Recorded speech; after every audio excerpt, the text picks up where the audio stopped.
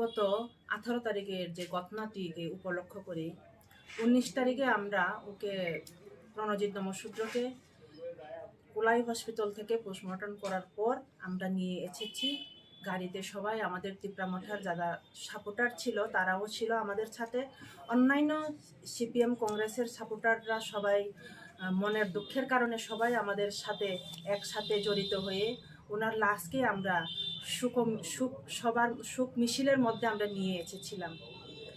এর মধ্যে অন্যান্য পলিটিক্যালের ক্ষেত্রে সবাইকে সারা যার যার এরিয়াতে মৌন মিছিল করে নেওয়া যায়, কিন্তু আমাদের প্রণজিৎ নমশূদ্রকে আমরা নিয়ে আসার কথা ছিল কমলপুর হইতে। আমরা কমলপুর দিয়ে মরাসরার দিক দিয়ে ঘুরে আমরা যাওয়ার কথা ছিল, কিন্তু আমাদেরকে এরার পারে আমাদেরকে আটক করা হয়েছে প্রশাসন।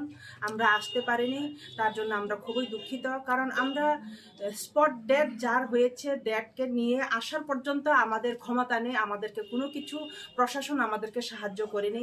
ইলেকশন কমিশন থেকে আমাদের বাধা দেওয়া হয়েছে বলেছে, ডিএম থেকে আমাদের বাধা দেওয়া হয়েছে বলে আমাদেরকে আটক করা হয়েছে।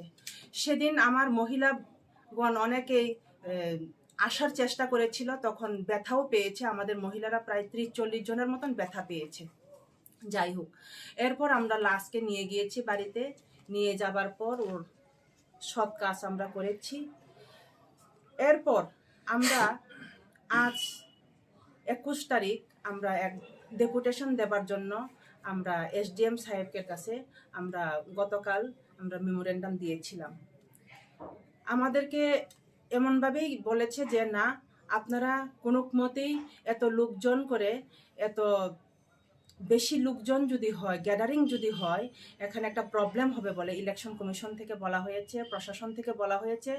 তার জন্য আমরা করতে পারিনি, তার জন্য আমরা খুবই দুঃখিত। সবাই ইচ্ছা ছিল আমরা আজকে এখানে মৌন মিছিলের মাধ্যমে আমরা এসডিএমে এসে আমরা ডেপুটেশন দেব, কিন্তু আমরা পারিনি, আমরা ব্যর্থ হয়েছি। আমাদের লোকও হেরেছে, আমরা সব দিকেই আমাদেরকে পিছিয়ে ফেলে রাখা হয়েছে। কোনো কিছুতেই আমাদেরকে সাহায্য করছে না কোনো দিকেই। যেমন রুলিং গভর্নমেন্ট আছেন, তারপর প্রশাসন আছেন, সব দিক দিয়েই আমাদেরকে পিছিয়ে ফেলিয়ে রাখা হয়েছে। আমাদের লোক মারা গিয়েছে, আমরা কোনো ভায়োলেন্স এখন অবধি জিরো ভায়োলেন্সে আমরা কাজ করছি। সব আমাদের মহারাজের অর্ডার অনুযায়ী আমরা কাজ করছি। আমাদের মহারাজ অল্প কিছু টাকাও দেওয়া হয়েছে ওদের শর্ট কাজের জন্য। আর আমাদের তরফ হইতে TWF, TEF সব সম্প্রদায়ের সব সংগঠনের লোক ওনার বাড়িতে এসে প্রত্যেকটা দিন ভিজিট করে যাচ্ছে। সেন্ট্রাল হইতে ওরা আসে ভিজিট করে যাচ্ছে। তাই আমরা দুঃখ প্রকাশ করতে চাই। আমরা চাই এখন এই বিজেপি সরকারকেও আমরা বলতে চাই, রুলিং গভর্নমেন্টকে আমরা বলতে চাই, যেহেতু আমরা কোনো কিছু কাজ করার আমাদের সুযোগ দিচ্ছে না, তারপর আমরা এই দুঃখের অনুসারে আমরা আগামী সোমবার, আজকে শনিবার, আগামীকাল রবিবার, সোমবার, কত তারিখ? 23 তারিখ আমরা সারা ত্রিপুরা রাজ্য তো বলছি না, আমি শুধু আমার কমলপুর সাব ডিভিশন 2টা কনস্টিটিউয়েন্সি ধরে সুরমা বিধানসভা এবং কমলপুর 45 বিধানসভা, এই 2টা কনস্টিটিউয়েন্সিতে আমি বন্ধ জারি করব। বন্ধ 12 ঘন্টার জন্য বন্ধ রাখতে হবে।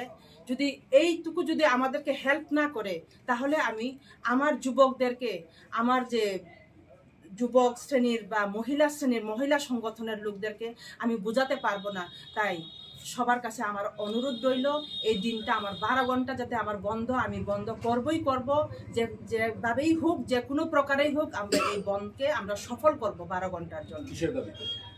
আমাদের প্রণজিৎ নমশূদ্রর যে মারা যাওয়ার পর যে অ্যারেস্ট করা হচ্ছে না, এখনো 4 জনকে অ্যারেস্ট করা হয়েছে, আরো বাকি আছে, ওদেরকে যাতে অ্যারেস্ট করে শাস্তি